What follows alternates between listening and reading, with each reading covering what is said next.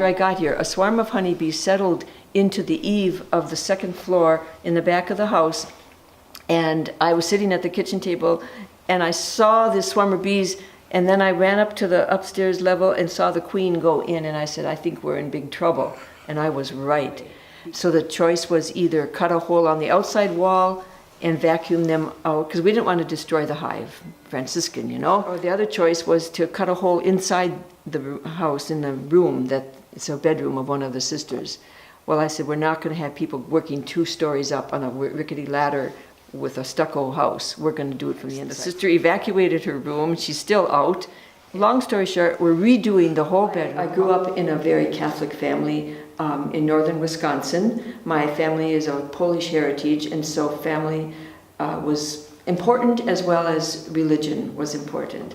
And I went to an elementary school that was run by Franciscan sisters. We had a Franciscan priest as our pastor. The church was the center of our lives. So I think my vocation was fostered by my family life, definitely.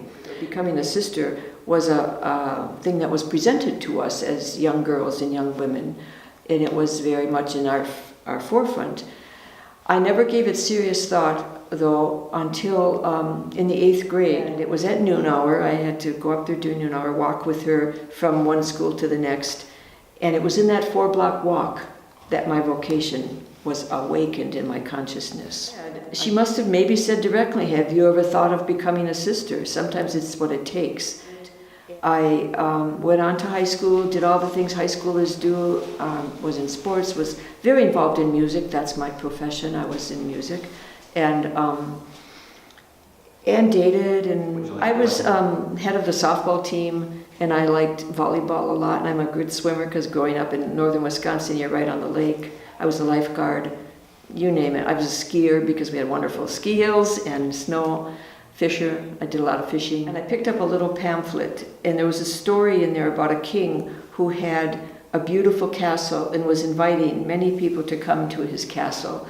And everybody said no, but he said, you will be especially happy if you come. And somehow that spoke to me that I needed to pay attention to this potential call. I was very happy right from the start. It was very a profitable place for me to grow and to have a very deepening of my relationship with Christ. My class was 35. When I entered, there were 34 others with me. Only 7 made final vows, and that was happening to all of the classes, as had happened in the United States. There were several years where this new little experiment, it was called Experiment in Religious Life, was really kind of holding on to some of the things we felt were important for religious life: community, living, wearing a habit and a veil and a sign, and really holding to a patterning of authority that was important. Those had been kind of loosened up so much that they weren't there in the other communities so much anymore. And also to integrate work and prayer. The life had gotten so that you did your work and then you had your other life, but I needed it to be really integrated. But the community is growing. We're getting new locations, wonderful, wonderful young women that want to serve the church. And I realized only then that the children that were my stars in music class, they were the good singers, they were the ones that were so alive, they had trouble reading, they couldn't get along with kids on the playground, they had problems. And then I began to realize what a gift music was. And so I began to look into music therapy. Went to Michigan State and did a clinical traineeship down in Mississippi and came back to Lowell, Michigan, where we had a center near Grand Rapids, Michigan, and started a music therapy program with one client. And from there it grew through the years, and I was there for 42 years.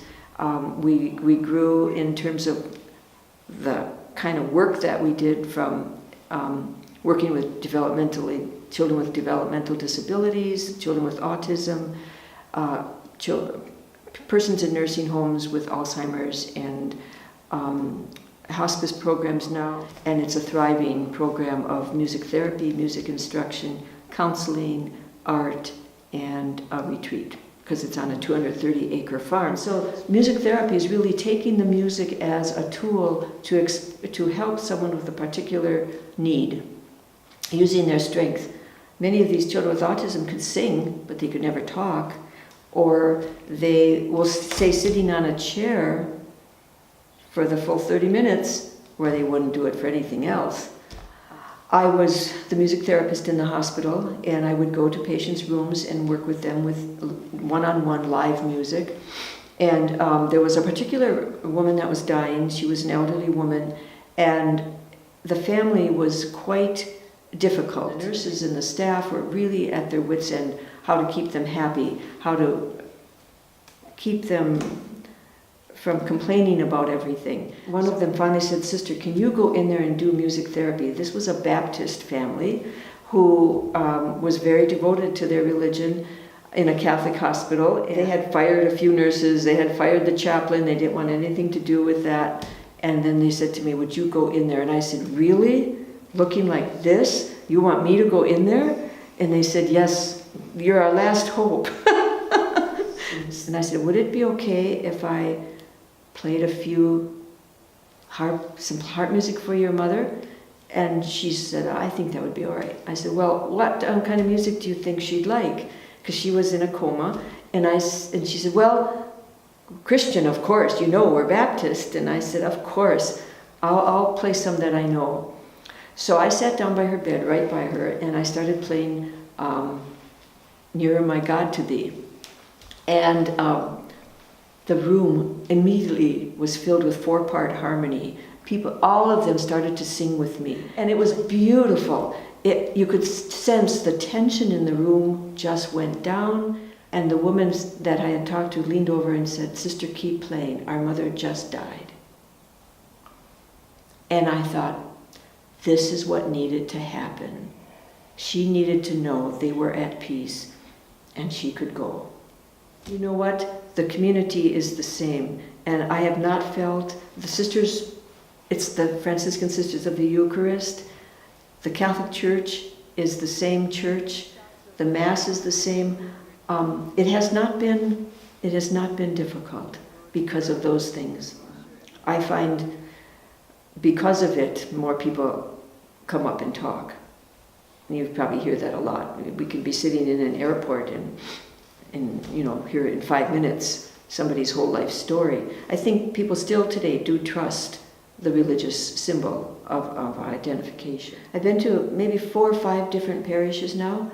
The strong faith and the energy that I see in our Catholic population here in this area is very good. I came as to be the superior of the center here, and that means first and foremost tending to the needs of the sisters. We are 10 here, and all different ages and needs, and so that's my first and foremost responsibility. And then to make sure the house keeps working well, inside and outside, and we have a marvelous group of volunteers that help us. I'd be overwhelmed otherwise. I would like to see that we continue to serve the Portland Diocese, not only the Catholics, but all of the Portland Diocese, in as many and varied ways, having people come here for programs, for retreats, for rejuvenation, for spiritual development, for maybe baking classes, for who knows for what, as well as we reaching out to them, so that the Franciscan education can grow.